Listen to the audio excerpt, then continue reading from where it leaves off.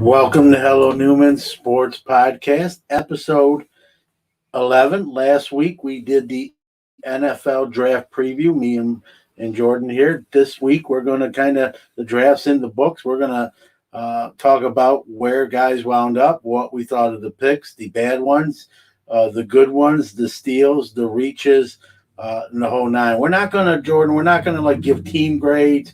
We got Mel Kiper and Todd McShay doing that and doing a halfway decent job. We're just going to go through. We're going to revisit the quarterback class now that we know where they wound up, sort of those situations, and then some of the other picks as well. So let's start with the quarterback class. The first one off the board, obviously, is Trevor Lawrence. Not a whole lot to say there. That was a foregone conclusion.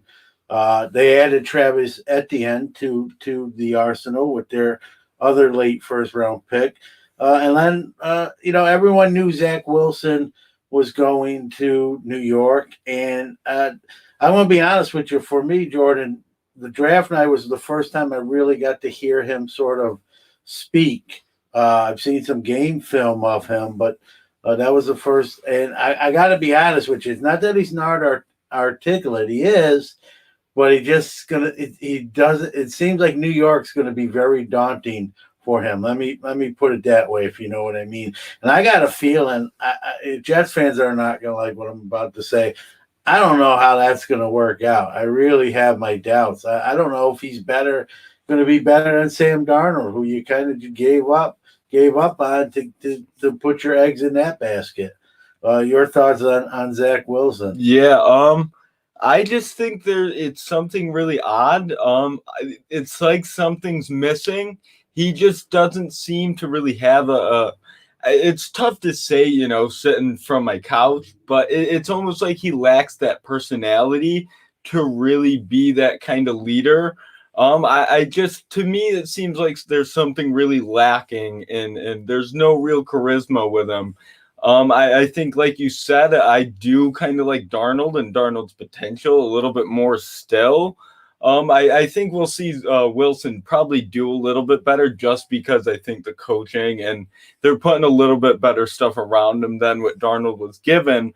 But I agree. I think it was a really early pick for a guy like that. I kind of think the hype snowballed, and I think the Jets kind of believed it. And the NFL I think as a whole has really bought into the Wilson hype. And I'm not sure if there is enough NFL-type throws in his film to really warrant it. I think he does have the arm talent where you can build around that, and I think it is flashy, but I think he really lacks the film where you sit there and that's an NFL-level throw. I think, it takes a lot of arm talent, and not many guys could make those throws, but they're not consistent throws you're going to make day in and day out in the NFL, and I just think his film to me lacked kind of just basic NFL stuff. And it's not that he can't do it. It's just in these other guys' film, you see them consistently sit in the pocket, throw with defenders in their face. And with Wilson's, he had the luxury of really having so much time that he looked good. And when it did break down or he did kind of escape, he made flashy plays, but they just weren't as NFL quarterback like plays to me as you'd want at a number 2 guy.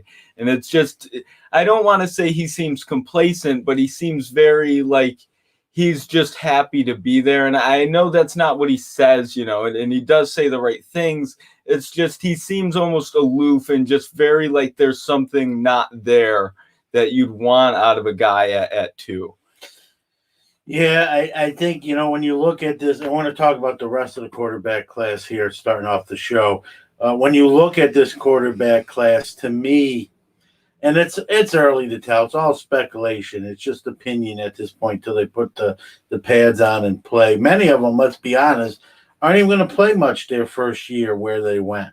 And we'll talk about that too. I mean, Zach Wilson probably will with the Jets. Trevor Lawrence will be the starter in I Jacksonville. think the one pick down, though, I think you Yeah. got Lance. I think Lance is really in the best situation out of really any of the quarterbacks.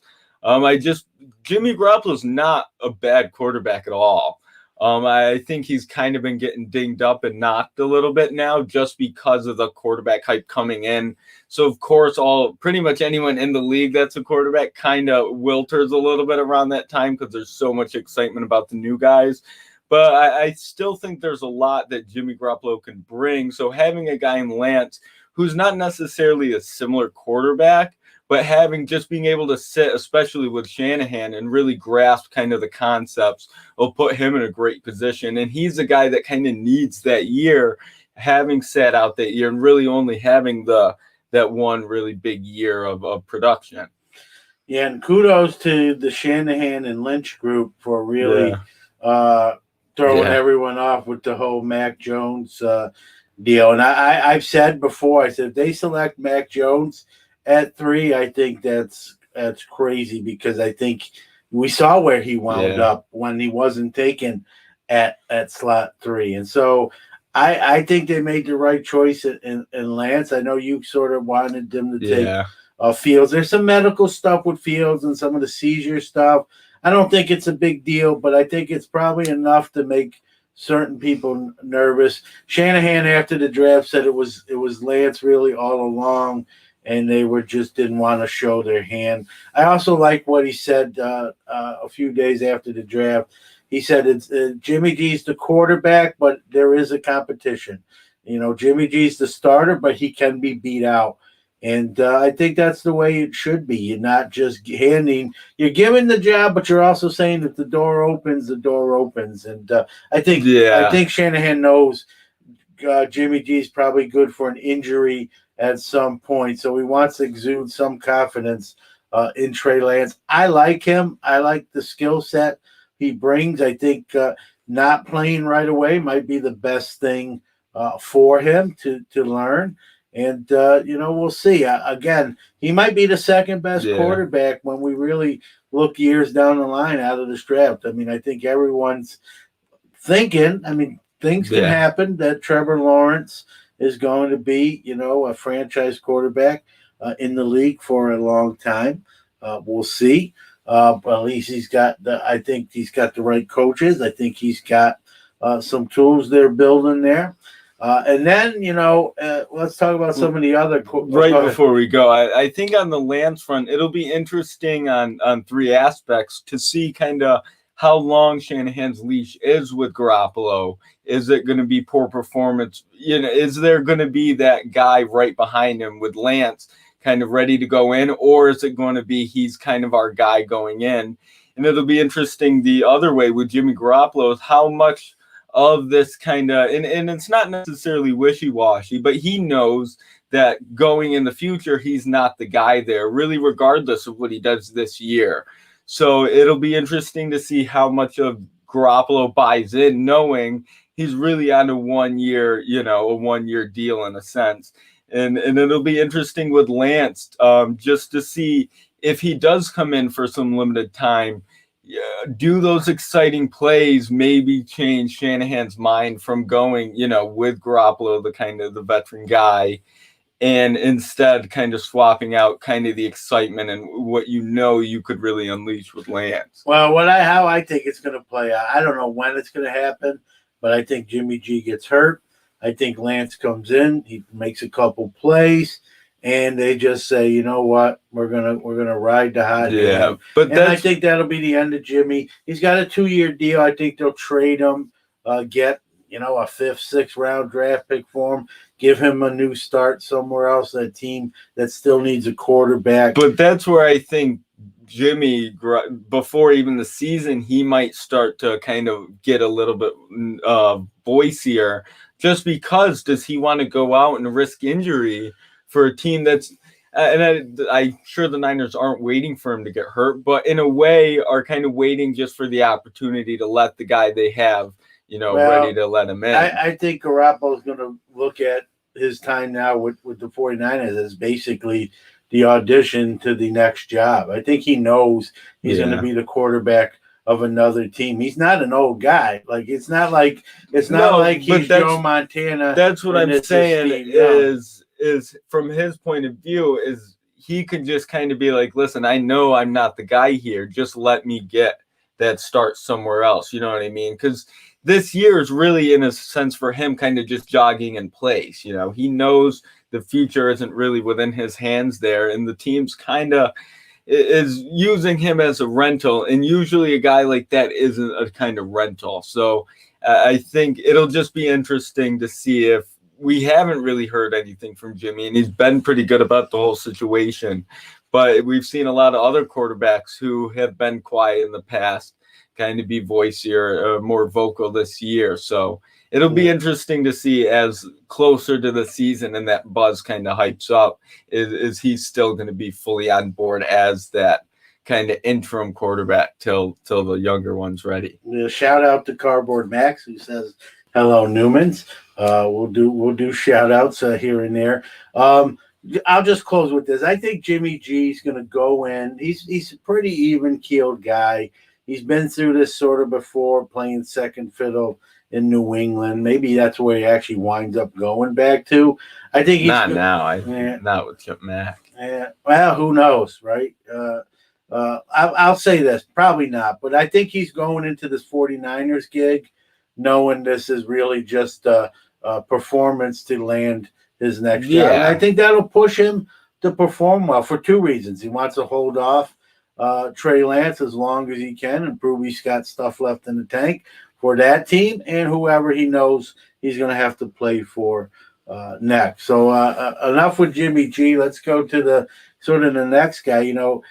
Justin Fields sort of was dropping down the boards, and a lot of teams made non-quarterback picks, and the Bears, who struck out on the Russell Wilson sweepstakes, even though they offered half their team for Russell Wilson in the offseason and wasn't really didn't make it a secret, said, hey, we got to do something here. And they traded up and grabbed their guy in Justin Fields. And, it's funny, Andy Dalton, went there because he was pretty much promised to start. Now, the front office of the Bears said that they want Justin Fields not to play the first year and learn from the Red Rocket, Andy Dalton. That's the plan that they've stressed that they're going to try to implement. We'll see how long they can do that. Andy Dalton is one of those guys. He's sort of like Ryan Fitzpatrick to me. You'll have a game where you're like, man, this guy's what a game he had. They're different. And then he looks like Andy Dalton sometimes. So I don't know what they're not similar quarterbacks. No. Fitzpatrick is much more hit or miss. Andy Dalton's been consistently pretty good throughout his career. I don't think that's going to work. I think you're going to see Fields take over quite early. I think it's a great move by the Bears. It'll be interesting. Is it Nagy? And I think it has looked like it's Matt Nagy in the past. So now that he has a different quarterback who has that potential and who, in my opinion, was really the number 2 quarterback pretty much coming in all the way up until the hype with other guys started going up. He's got a guy, and it'll be interesting to see, can he build a system around Fields, or is he that almost inept as a coach where he's had Trubisky, who at times looked good, and they have that level of defense they have. So now you got a guy who I think there's even more promise that comes with Fields than there was with even Trubisky. So I really believe in Fields. I think a lot of the knocks that came out on him late were really nitpicky, and it's just he was one of those guys that I think unfortunately got hit with a lot of negative hype late, and I think it just was kind of, if there's so much hype with those other guys, there's got to be a reason Fields isn't. So I think he unfortunately kind of started getting stuff kind of put on him that wasn't really an issue. I think we've seen him similar to Lawrence, who came in as that guy throughout college and stayed that guy. Fields really never wavered. He might have been inconsistent, but he was consistently a top. Well, Ohio State was consistently a top 4 team, and he's the quarterback, and he was a good reason why. So to me, it was just odd for him to kind of slip like he did, and I think the Bears were really smart in going up and getting him. But he's the guy I really thought would fit the Niners better, because I think he's more ready to win now, and I think the Niners are ready to win now. And I think it's odd is by starting Jimmy G, back to Jimmy G, is I don't know if you're putting everything you can do to win now. It was an odd pick to me to move up to 3 and not get a guy that's supposed to make your team instantly better. I thought Fields fit the mold where Lance is a little bit better. But I think some of the epilepsy stuff, there came a report late that one of the doctors said that he'd be surprised he has a long career with this sort of affliction. I'm not a doctor. I don't want to pretend to be one. I didn't see anything in college that led me to be scared. But again, things medically is not, Well, I think it's also the opinion, you know what I mean, of one doctor. I think the fact he's made it as far as he has, and there hasn't been a big scare, even when he was at Ohio State, I think should kind of rule out. I just think there was a lot of, if Wilson and Trey Lance and Mac Jones were supposed to be, and all this hype kind of went with them, someone had to kind of take that fall. And it wasn't going to be Lawrence, and it happened to kind of be Fields. We saw really the other 3 move up, and Fields really kind of got the negative stuff thrown on him. It'll be interesting. I think he's in a good situation too. I think as long as they can figure out some type of offensive game plan going forward, I think the identity of just letting the defense do everything they can and hope the offense can string together 20 points, it's not going to work. And I think you can't do that to a guy like Fields anyways. You're going to just waste talent like you did with Trubisky, who I don't think's nearly as talented, but he's still, I don't think, ever got a true shot, and still got a lot more negative criticism for situations that Nagy kind of put him in. Well, we'll see. The Bears have said they're going with Dalton, with the Fields holding the clipboard. We'll see how long that lasts. Nagy's on the hot seat. They start out slow. They struggle. Nagy probably pulls the plug and says, listen, if I'm going to lose my job, let me lose my job and try this. Well, it'll be interesting fire here to see level up is how long do the Bears as an organization kind of deal with Nagy kind of pondering with these, with younger quarterbacks. If they have a tougher year on offense, I think it could easily be Nagy's last year. I just don't see the Bears watching Nagy kind of fumble another rookie quarterback, especially that early. Yeah, we'll see. It's going to be interesting in Chicago.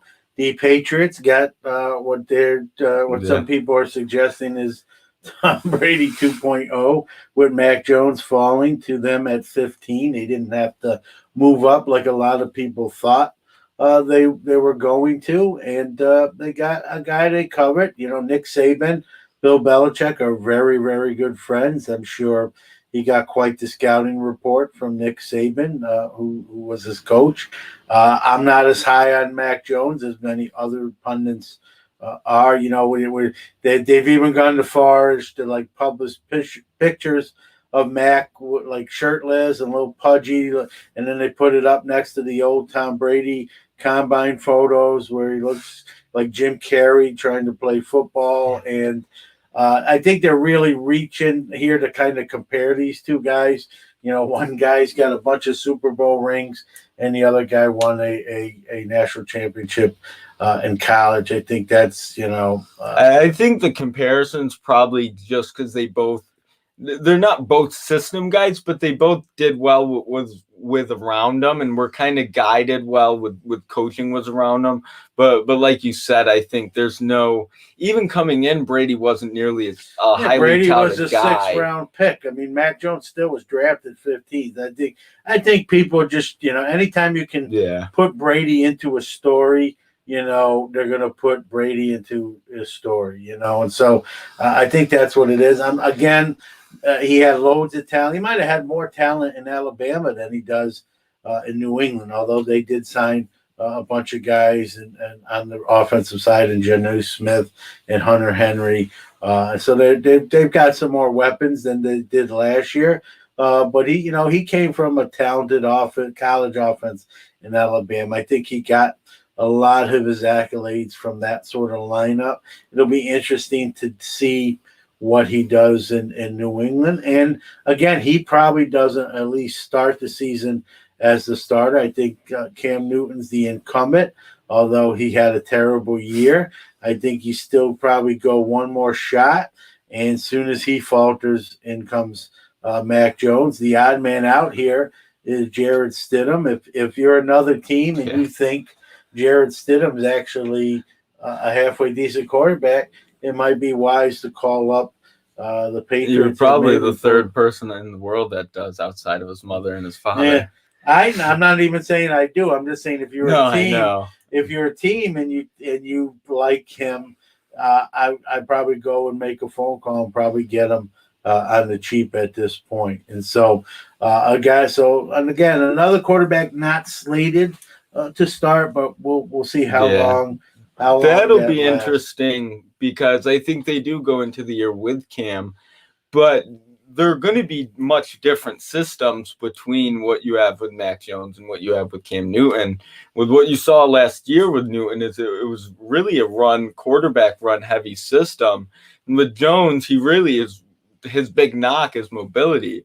So it'll be interesting to see is with the leash with Cam, if he does struggle, that switch, you'll really have to likely switch kind of a complete system change on the offense. So it'll be interesting to see, does that give Cam a little bit longer of a leash, knowing Belichick can't just flip the switch, because you do have to really implement a new style. Yeah, no, it's a great point. Unless they run, they run two offenses in practice and just make that change and just change, almost like having two playbooks. And if you make a quarterback change, you just say, hey, take out this book, guys. This is what we're running now. Not easier said than done, obviously, me sitting up here in the studio than doing it on a pro level on the field. But we'll see. I tell you what, all these quarterback stories are going to be interesting. I mean, even Lawrence in Jacksonville, just to see what he does as a pro. Any other quarterbacks you want to talk about? I mean, Houston, with the whole Deshaun Watson, they couldn't get one of the big guys, if you will. They took what they perceive as the next best thing in the kid from Stanford, Davis Mills. Now, he was, we're not talking about high school anymore, but coming out of high school, he was the number one quarterback in the high school draft class that he came out. Had some injuries in college, showed some flashes. In Houston, at this point, they're sort of back against the wall. They had to take a flyer, and so they went with him. I don't think that's a terrible thing. I think Watson's probably not going to be there for at least some amount of time. And like you said, there's no point in going up and getting a bigger name, and then if Watson is cleared or however that works out, and then having two kind of star guys. So it is a smart pick, I think, having, if it does work out, it's good. If not, you didn't waste too much. But I think really after that, none of them were too impactful to me. I think Ian Book going to the Saints he kind of went earlier than I thought. Going in the fourth was surprising to me. But he's a similar build to Breeze, and I think they have a thing for guys that are I've heard, what the comparison I've heard with him is Taysom Hill. Yeah. But you already got Taysom. How many Taysom Hills do you want, right? So, that pick was head-scratching. to me. I don't know. He's not projected to Yeah. fare very well at the next level, Uh, at least at the Similar quarterback. guy was kind of Trask. I think if he will succeed, he's in the place to do it. I think behind Brady and just still in Florida, right near kind of. Well, Trask in is just college. probably hoping to get a cheap ring out of the Yeah. deal if they Yeah. went back to.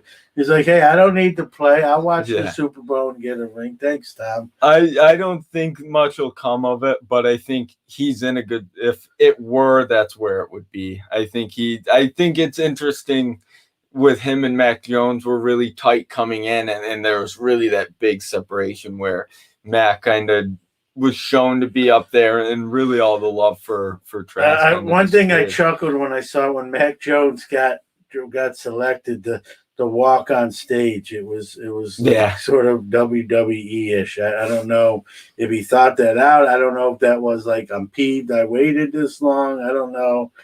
Kind of different from him. He's a pretty even-keeled guy. So, almost the other thing I chuckled at was, Zach Wilson, hearing him being interviewed, and, here the Jets are sort of rebuilding, and he's like, let's win the Super Bowl. Like he wants to skip the rebuild and go right past go and collect $200. That's what I think. There's something with Zach Wilson that he's just very like cookie cutter, like, your front page, like, it's like, let's hey, do here's it. where here's where I to mention the Super Bowl in my interview. And it's just, I don't know, there's something very lacking to me. I mean, obviously it's a complete instinct thing. There's no analytics or no backing behind it. It just, like you said, obviously being in New York's not going to help at all either.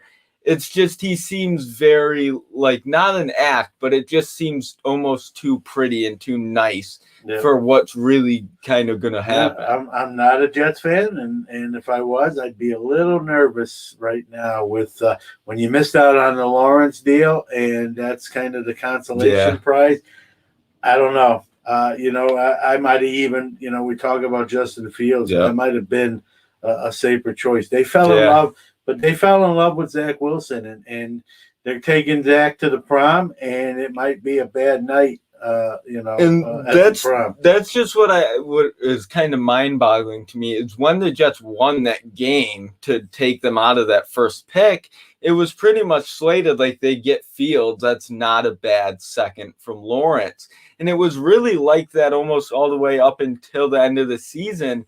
And it's really odd to me that during the season where Wilson and Fields are both playing, there was still that kind of consensus that Fields was the guy. And really that switch came from, I guess, watching a lot of film on Wilson, and he threw well at his pro day. It just doesn't, to me, it's just a very weird rise and a weird fall for Fields when I just don't know if there was any substance to kind of cause either. Yeah. All right, enough quarterback. Let's just talk about just the picks in general. The Steelers took the first running back off the board in Najee Harris. I love Najee Harris. I just hope the line plays well so he looks like Najee Harris can potentially look like. We talked about on this very show, Jordan, running back sort of being overvalued, right? You can wait for later rounds. I think what happened in the Steelers there is they had two guys from everything I read. They were looking at Tevin Jenkins and Christian Darrisaw. Both those guys came off the board, including Darrisaw, literally the pick before them. And I think Najee Harris was after the two linemen. I think that's where their heart lied. And I don't have a problem with the pick. I just hope, obviously as a fan, you hope it pans out. We seen, right after that, at the end gets picked by Jacksonville. I heard a couple of the talking heads say that they actually believe Etienne was the better running back or translates better to the next level. I didn't really want to hear that being the Steelers. And again, anyone can say anything. And I love I know I just picked on the Jets with the quarterback selection, but a guy I really like, they got not in the first round, but they came back and got Elijah Moore. I think he's going to be probably a big time receiver or a very good receiver in the NFL. Something they haven't had. I can't remember the last time. Maybe Jericho Crotchery Yeah. was the last decent receiver they had. So they made a good pick there. Steelers reached with Loudermilk in the fifth. Not going to spend a lot of time on that. We've seen some guys drop, because of other guys in front of them. And, any picks stand out to you that were either bad? I mean, we could talk. We could do a whole show about the Raiders. We could do a whole show about the Raiders. But other than those ones, the Najee pick I liked. We did that one show, and I really was kind of against first round running backs. But I think in that case, like you said, Pittsburgh kind of had a couple linemen on their list, and I think Darrisaw was probably the one. If he doesn't get picked, they really have a much tougher choice. But I think they really saw that after those guys kind of went, they'd really almost be reaching and getting overdrafting a lineman and really said, let's just get the best running back. Let's get a playmaker, instead. He's the best there. And I like that move, it's really almost un-Pittsburgh-like because they typically get kind of what they need or what they, think they value. But we haven't mentioned the Raiders. It's mind-boggling. To continue every year, and every year it's a different reason. It's another reach, but it's a different reason for a reach, and it's hard to grasp. With Leatherwood being a mid to late second round projection, and a guy who they drafted to play a position what he wasn't really projected to be the best at in the NFL is just it doesn't make much sense, and I not to cut you off, John. I just want to. Yeah, I almost get the impression it's like the Raiders just wanted. They said, "Let's try to be cute. Yeah. Let's prove that we know something people don't." And that's not what it's about. They should be trying to win ball. It's not to prove people wrong or, hey, we find a diamond in the rough. You don't have to find a diamond in the rough. Just find a diamond. Yeah. Period. And I think they're just getting too cute. I don't know who that is. I don't know if it's Mayock. I don't know if it's Gruden. I don't know if it's a combination. I think they do a lot of picks that try and play into their culture of what they do in the Raiders and that kind of tough, they value and grade players, and it seems like such a different scale than the rest of the NFL. And even if you do that, just trade down, and they just lose so much value in their picks consistently. And when you get rid of a guy in Khalil Mack and a guy in Amari Cooper, and you say, we can't pay you, but we'll get the picks for you, and then your picks are consistently reaches, and you almost don't make up any of the value other than maybe Josh Jacobs out of all their picks. And their biggest holes on the team or have been an edge rusher and have been a star receiver. So when you get rid of those bona fide stars and then you don't replace them, and you're really almost in the same scenario you were before you got that surplus of picks, it's just really odd. And it'll be interesting to see, like you said, we don't know if it's Gruden who's really kind of driving the car. Is it Mayock, or is it both? And Gruden's not going to get the axe. So it'll be interesting to see, is it Mayock? Do they change what they do with draft-wise by getting rid of Mayock? Or if it is Gruden, are you just kind of stuck with these erratic kind of reaches for guys based on it's almost like they find one thing about a guy and fall so in love. They loved Leatherwood's experience. He played so long. He won all these awards. And with Ruggs, he was so fast. He's like Tyreek Hill, and Cleveland Farrell's a leader. And it's like you can't fall in love with one trait like they do and then reach to the levels they do. Here's something I thought I'd never say. They might have been better in the draft if Al Davis was still around.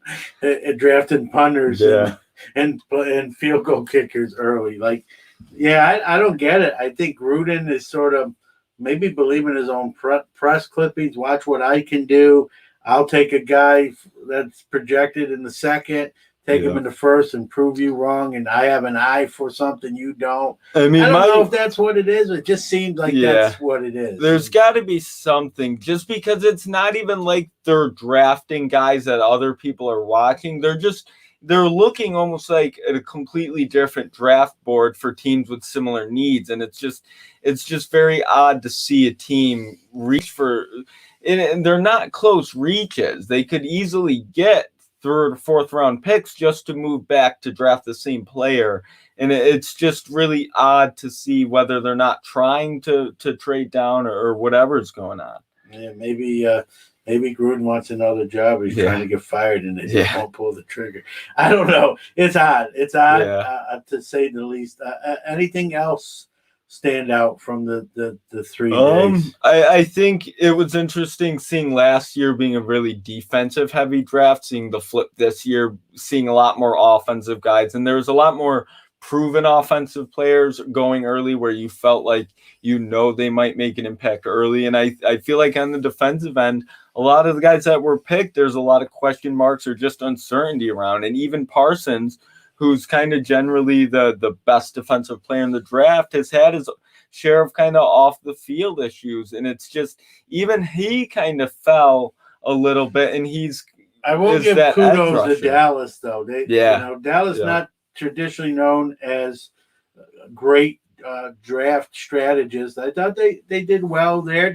Their 2 corners they wanted were taken, and they dropped back. And they knew the Philly or the Giants were going to take Devonta Smith, either one, whoever had the next pick, and they made an in division deal, which you rarely see, even on draft day, and traded places and let the Eagles move up into their spot, knowing that the Eagles were going to take Devonta Smith ahead of the Giants. And so kind of what you said when we were watching the draft, the Cowboys actually dictated where they wanted Devonta Smith to be. Yeah. And they almost made the pick for the team. And they really got the same guy they probably would have picked there in Parsons anyway. So they got an extra pick out of the deal. I thought Dallas was, we always brag on Jerry Jones, shouldn't be the GM, let someone real do it.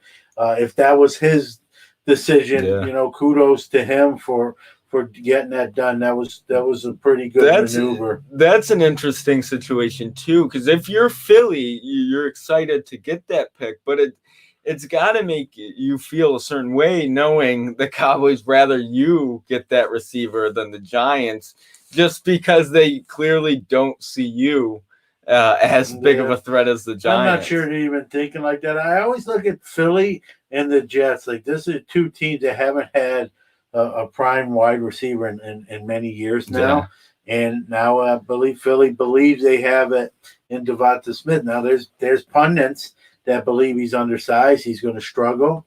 That's why he wasn't the first wide receiver off the board. But at the same time, he's going to have a chip on his shoulders to prove the doubters wrong. Yeah, that'll be interesting too, because I don't really know how good Hurts is going to be. I don't really buy into him at all too much.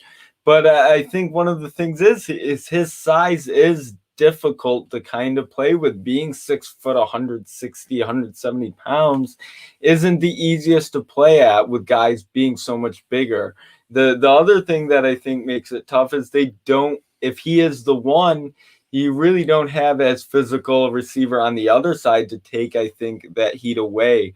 So it'll be interesting to see, how he does and adjust to the NFL, but it'll be weird seeing him adapt because you don't have Henry Ruggs, you don't have Jerry Jeudy, you don't have Jalen Waddle on the other side taking away. He's coming back. Yeah.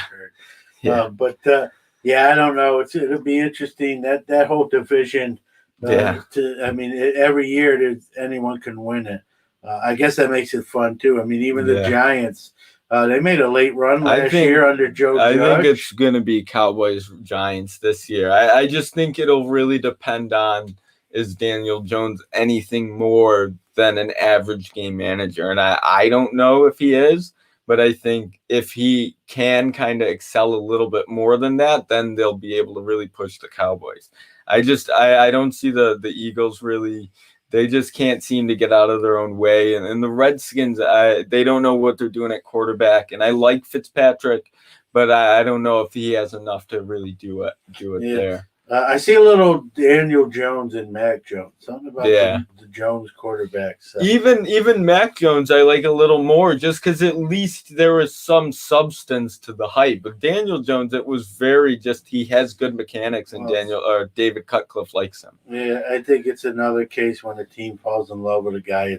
They're smitten and they're going to do it, and they don't care what the analyst or the draft nicks say. They're just going to do it. So we'll see. I think this is a make or break year. Speaking of Daniel Jones, this has got to be it. Yeah. You got to either know you have something there, Yeah. or you got to be looking for their next guy as well. And they're putting guys around them. There's a team there, and their defense played so well this year that they're, I think, ready to kind of take that step. And as long as Daniel Jones doesn't take that step himself, I think he's going to be what's holding him back. Yeah, if you look at the team, if everyone's healthy, you got Barkley in the backfield. You got now Kenny Galladay, Sterling Shepard, Darius Slayton. There's no more They excuses. drafted Kadarius Toney. You have Evan Ingram, and they signed Kyle Rudolph. Yeah, you have Daniel Jones, barring an injury, has no excuses about not having weapons. That Giants offense is a lot different. Yeah. You might say, well, they had Barkley, but he really didn't play. So getting him back is sort of like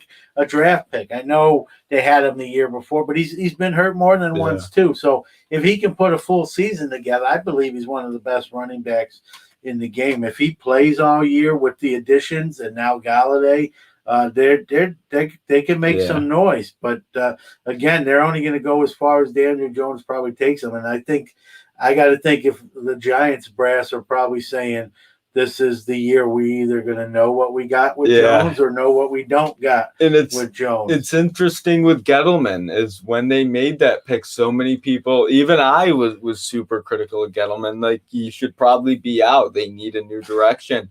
And to see him kind of turn it around and really everything about the team's in good shape but Jones, I think he's probably ready to see that step or move on as well. I don't think he wants to kind of live with – I don't want to call Daniel Jones a mistake, but live with the mistake drafting him there. To me, it's been a mistake thus far. I'm laughing because when you mentioned Gettleman, whenever they cut to the Giants' war room, and I don't know if you saw him walking around, he's got like his pants all up high, and he kind of hunched over. It just was a weird sight that, and I don't mean any disrespect, but that's like an NFL GM, and it looks like they just got him up for like, it's applesauce, Mr. Gettleman, let's go. Like he looked, not your, with where the game is getting younger with GMs, that he sort of looked like the old guard, and it was just seeing a weird shuffle around with the belt up near past his belly button, and was it just an odd sight? I know who he was, and not like the first time I seen him, but when you saw the other draft rooms, it was just sort of different. And like you said, time's running out there for probably Daniel Jones and Gettleman unless they prove this year. I think Gettleman's really earned himself more time. I think the fact he's been able to build such a good team around really the only fault. Well, here's the thing: if Jones comes out this coming year and looks terrible, they're gonna just attribute that to, that's what a Gettleman's will be known for during his tenure in New York. Well, I think what he does next, I think they let him try with whoever that next quarterback is after Jones. I think it's probably inevitable. I don't see Jones really. He just, there's nothing that really just comes out at you when he plays. He just seems very what he is. Well, I know what comes out at you when he plays the football. Yeah. He fumbles the ball quite a bit. He averages, I believe at one point, might have cleaned it up a little bit towards the end. He was averaging a fumble per game. That's a fumble. That's not including interceptions. That's just, you tackle me, here you have the ball. And so you can't do that in the NFL when possessions and these games are close and you're giving away a possession, a game just on the ground, not even as a quarterback, not even in the air.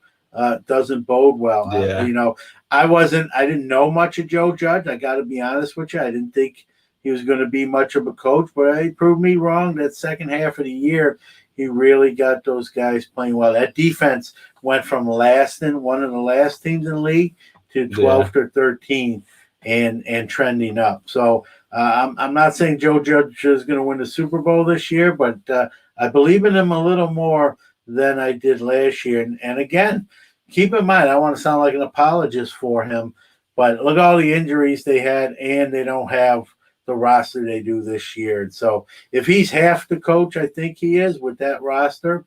Like you said, it's probably their division. Yeah. Maybe them or Dallas, like you said. I think Washington's got some quarterback issues. I like Terry McLaurin, but then no one else really Yeah. jumps out. Their defense is legit. I'll say that much. And then you got the Eagles. They're sort of like in rebuild mode with Jalen Yeah. Hurts. So it looks like it is going to be the Giants in Dallas battling it out, which is funny Yeah. that they did that trade to give Devonta Smith Yeah. to the Eagles. Maybe there was some rationale. Maybe the Dallas Yeah. knows this, is thinking that too. That's Like, what hey, I why think are is we going to they give the know. team that's probably Yeah. could beat us for the division? Why are we going to give them one of the better Yeah. receivers? Let's make sure that don't happen. I think one thing that's similar with Daniel Jones and Zach Wilson is they both, to me, is even when Jones was picked, is they lack something. There seems to be a lack of substance with just who they are, and it makes it difficult to really step into that role as a quarterback in New York, regardless of how good you are. And I just think when Daniel Jones was drafted till the day now, he just seems to not have that really personality to really take that role. And that's kind of what I see with Wilson is it's just very like he says the right things. He wants to win. He wants to step in the locker room and win the Super Bowl. But it's just there just seems like there's something missing. And I don't know what it is. It just, I think it's something I think similar to with what Daniel Jones was too. Yeah. Well, it'll be interesting. Let's talk about kind of wrap up the show with one more segment. The fifth pick in the draft, owned by the Cincinnati Yeah. Bengals. A lot of people had, Penei Sewell headed that way, and would have made a lot of sense to protect their franchise Cadillac quarterback. And they went sort of with the Homer college connection pick. Now, I won't argue that Chase is probably the number one receiver, at least on paper. But when you had sort of a 10-year like potential all pro lineman sitting right there, I think that was a safe pick. I just wonder how much of that was Joe Burrow politicking for his guy, not even thinking like, hey, Lamar's my dude, but Sewell might keep me cleaner and safer and make me be able to make more plays. And so I would love to be in that war room when they were debating I'm sure they were debating between those two guys and Chase and Sewell. And ultimately they went with Chase, the LSU connection with Burrow. But I wonder how divided that room was. And I wonder, was it Burrow that got that trigger pulled, or was it, Zach Taylor and the coaching staff? I don't know if we'll ever know. I thought Sewell would have been the smarter play. I know Chase is the more exciting guy, on the stat sheet. But if you believe in Burrow, and I think they should because I like him, I think you do everything you can. You can get receivers. It was a deep wide receiver draft. I don't think, as good as Chase might be, I don't think he's that far ahead of someone you could have picked Sewell, maybe even trade back up into the first round and get a receiver, or even your second round pick. I think the other difficult thing with it too was Sewell was widely agreed to be kind of one of the most can't miss guys. He's a good potential Hall of Fame type player, and he's kind of a generational talent at tackle. And you have, like you said, you have Burrow who's coming off an ACL, and your line was pretty bad, and that's like the biggest spot to kind of fill, and to be able to fill that with a guy who doesn't come out every year. The next tackle next year might not be what Penei Sewell was supposed to be. So I just don't. It seems a little odd to me. I get it, but I just think they should have went with the safer pick, and I think you have to fill that left tackle spot now. It has to be a good You can't really put that into question, because if Burrow, gets hurt because of something like that, then you have to answer those same questions. I just, like you said, I think wide receiver is an easier spot to fill, and they took T. Higgins last year, who really didn't get to take a big step this year. I didn't think of that. Yeah, the more I think about this pick, I wonder how much it was Burrow maybe politicking for his guy. And here's the thing. Maybe that's what the Bengals did. They're like, listen, we want to keep Burrow here past his rookie deal. Let's do anything we can to make him happy. Maybe they felt like if they didn't do what Burrow wanted, he'd not, once, you see these guys when their contract's up, they don't have to negotiate with their team. Burrow might say, listen, it's been real Cincinnati, but I'm going to test the market. And maybe they're trying to do things where he'll redo his deal, like he'll sign a new deal before that one's even over, and they can keep him long term. I get that. If that's the case, I get it. But why not get a guy that's going to protect what you believe is that Cadillac? The other thing is the division. You have Pittsburgh, who led the league in sacks last year, and you have the Browns, who got Clowney and already have Myles Garrett. So you have a division that's kind of loaded with pass rushers and a guy that's already got hurt with a shaky line. It just the opportunity to get a lineman that at that caliber where they were, it's hard to pass up, and it doesn't make sense to pass it up for a position that it's usually readily available. Yeah, we'll see. I think that, they're still a decent team. They're trending up. I mean, Chase is still a highly regarded receiver. I just think that the safer bet and the better for success bet would have been taking Sewell at 5. But I got a feeling Burrow or somebody in his camp was politicking for his former teammate, and that won the day. So that's what makes the draft so much fun, is all these developing stories and see where guys go, who drops, who moves up, who we can say is not going to be good before they even play, or who's going to be great before they even play. And we'll see, we'll see. But we're kind of coming towards the home stretch here. We're going to give out our I got one more thing. I thought it was interesting when they showed the draft rooms. When the Chargers made their pick, it looked like Justin Herbert was in the room.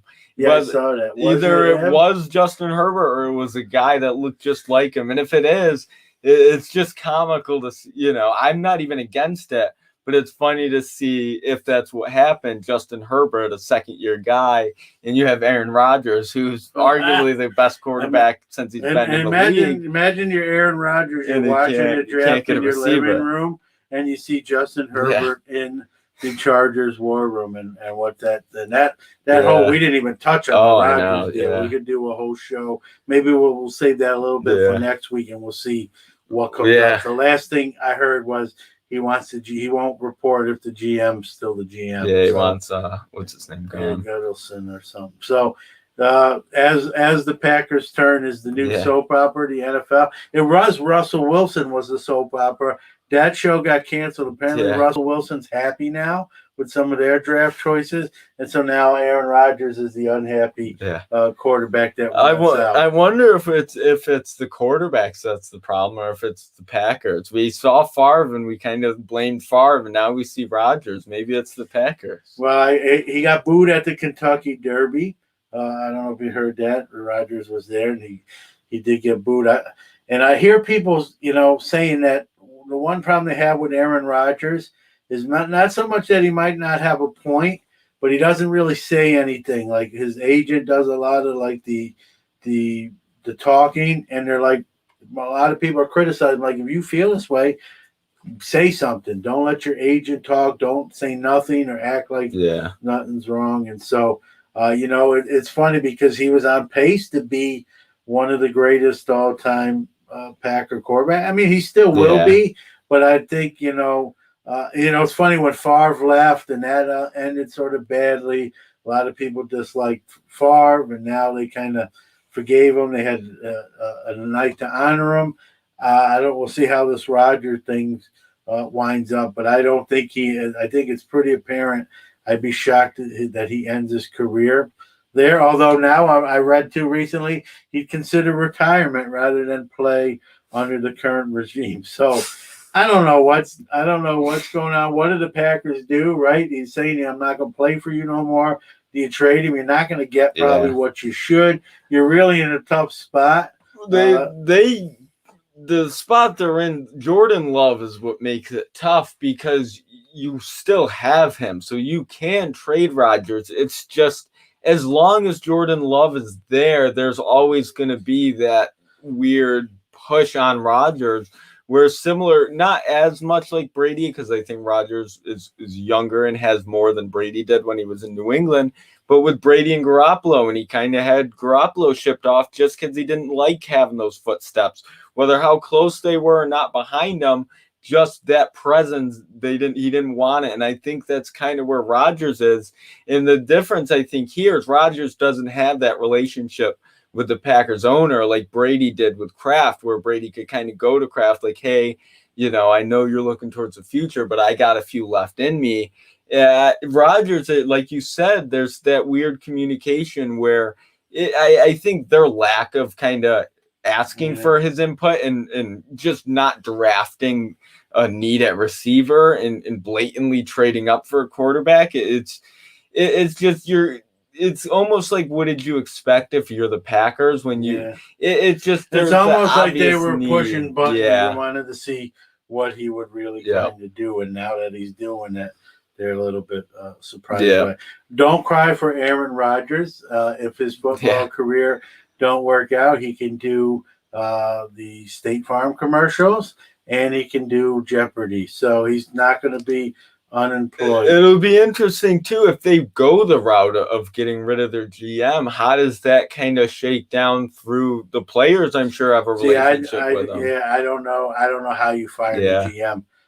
They made the NFC Championship game. It's not like they had a bad year. And he's brought in a lot of good. He's re-signed and brought in good players. Like if you fire Guttleson, I think that's his name, or the Packers GM, you might as well make Aaron Rodgers the GM because you're firing a GM of a team that made the NFC Championship game, almost won that game. Aaron Rodgers had an MVP type. He won the MVP. He won, he was. So how do you fire the GM? Right? It's a power trip. You might as well just make Aaron Rodgers the GM and the starting quarterback. There's the risk there because you know what his first move as GM is going to be is going to trade Jordan Love for a 6-pack of Milwaukee's best. So my question is, what happened in the year since you drafted Love? Because when you take Love, you're going to ruffle some feathers. And the fact that there was just no real reconciliation, especially after an MVP year, that there was no communication to the point that even this year he had no input on the draft and even was asked, I can't remember what show he was on, but they asked him, like, do you ever go and tell the GM, do they listen? And he says no. So it's just interesting. If you're the Packers, I understand Rodgers might not reach out, but if you're the Packers, you really probably have got to call him up and be like, hey, listen, we know you didn't like the pick last year, but what are you looking at this year? You're the head of the offense. At least send some emojis. Yeah. So happy face, sad face. It's just interesting. And then you read that the LaFleur and everyone's going out to meet him in California. And it's just like, is it too late? Should you have asked for his input much before, the draft was pretty much in process? It's just kind of interesting that even after he's shown kind of the dismay with not being involved, they're still not really involving him. Well, I just think they don't want to cower to him. And, but I think both sides are sort of drawing a line in the sand and say we're not going to do anything you just want. You're not the boss, and he's saying, well, if you don't do that, I'm not going to play for you. And it's who's going to play. Should have been in Pittsburgh. I love Roethlisberger, but it's interesting to see different teams handle him. I know he's a prickly dude. I know he's a moody dude. But I'd take him in a minute. But I'm saying just the way the franchises kind of handled him. Rodgers is 37 coming off an MVP year, and the Packers really won't commit to him in a way. And you have Pittsburgh, who's been willing, and I don't disagree with what Pittsburgh's done. And Big Ben's not coming off an MVP. He had a good year. I think a lot of the Ben hate is kind of manufactured, but I think he's still had a good year in Pittsburgh. He's older, and his clock's running out sooner than Rodgers is, and you see kind of Pittsburgh more willing to kind of go out of their way for him, and same with the Patriots up until kind of that end. It's just with the Packers, they're almost resisting embracing Rodgers as I something. think he's sort of a moody dude. I don't think He is, but I don't think they love him in their own. But that's I think they that's know the he's problem. a superstar. But that's my problem. Is you have a guy in Aaron Rodgers level. He's more than your franchise quarterback. He has to be the franchise, and I understand they're the Packers, but their unwillingness to really tie themselves to him, I just think it's unfair. And if I really almost agree with Rodgers. I actually think he's got some points. I think he just I think he's handled it sort of the wrong way. But in the same sense, I can see when you go out and you trade up when you need a receiver and you trade up to draft a quarterback without letting Rodgers know. It's just in the same sense, he's got to be like, if I'm really that committed to you guys, I'll say this, Jordan. The least you can do is tell me you're drafting my successor. That happened before last year. I think the Packers didn't foresee the year that Rodgers had last year. I think they thought he was sort of kind of on the downward trend. But then that's even more my point for Rodgers. No, I know they didn't believe I don't think they think he had that much left, and he does. And so then, like, I almost think they probably wish he didn't win the MVP because it puts them in. I think they thought his skill set was declining, and now they have someone ready to take the reins. And then instead of his skill set declining, he had a monster year, won MVP, and now they're like, shit. Well, this is Rodgers' point, I think, is it's like you should have just believed in me. Come ask me what you need me to do better. This play won that argument. And that's why I think it's almost too late. I think when you trade up for Love, you kind of cement what you're going to do going forward. You almost force it being Love in 2 to 3 years, and you kind of have to live with it. I just don't know what they do now to really reel Rodgers back in. Well, we'll have to wait and see. There was a rumor that the Denver and Green Bay almost pulled off a deal for Aaron Rodgers, but Green Bay, I heard, backed out. So I don't know how true or if it's true, but we'll see how this plays out. We're at the hour mark. I'll give our social media credentials. You can follow us on Twitter at Newman_podcast, on Instagram at Hello Newman Sports Pod, and if you go on Facebook and just search Hello Newman's Sports, you'll find us. We're live most Tuesday nights, if not every Tuesday night at 8 p.m. And then we're found on most major podcast platforms anytime after that. If you watch us live, thank you. If you're listening to this podcast not live, we thank you just the same. We appreciate it. So with that being said, I'm John. I'm Jordan. And we'll see you next Tuesday.